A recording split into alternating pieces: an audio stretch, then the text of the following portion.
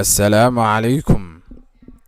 Wax yar aan ku ogaano taariikh nololeedkii abwaankii caanka ahaa Allah ha u naxariistee Maxamed Xaashi Dhamac Gaariye.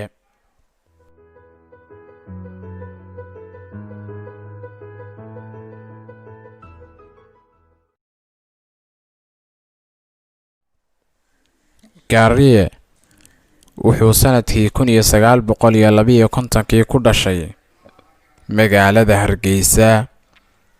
waxaa soo korisay eedadii oo iyana dhimatay isagoon weli hana qaadin. magaalooyinka Hargeysa iyo Sheekh ayuu ku dhamaystay waxbarashadiisii hoose, dhexe iyo sare intii u dhaxaysay sanadkii 1960 ilaa 70.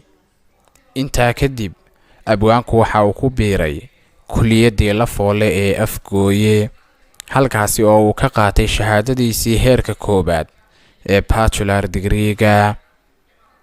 abwaanku waxa uu bare ka noqday dugsiyo sare, halkaasi oo uu ku sugnaa muddooyinkii u dhaxeeyay 1974 ilaa 1976.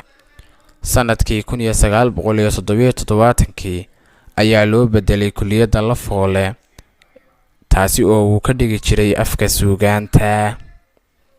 muddo yar kadib waxaa loo magacaabay guddoomiyaha waaxda suugaanta Soomaaliyeed ee kulliyaddaasi.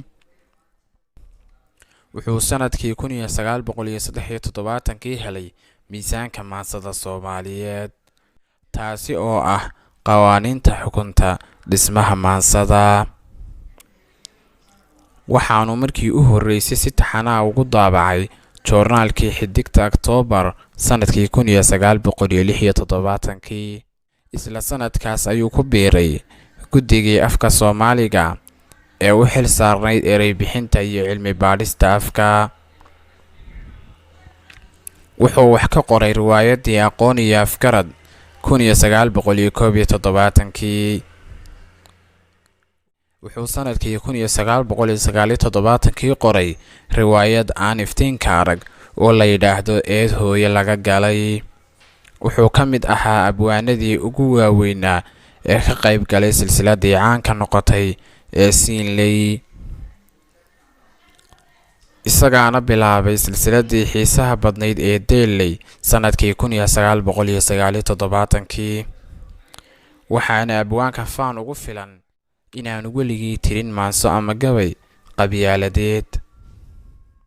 Gaariye waqtiyadii dambe waxa uu ku noolaa qurbaha. sanadkii 2012 ayuu Gaariye ku geeriyooday Norway, waxaana 9 Oktoobar 2012 lagu aasay magaalada Hargeysa.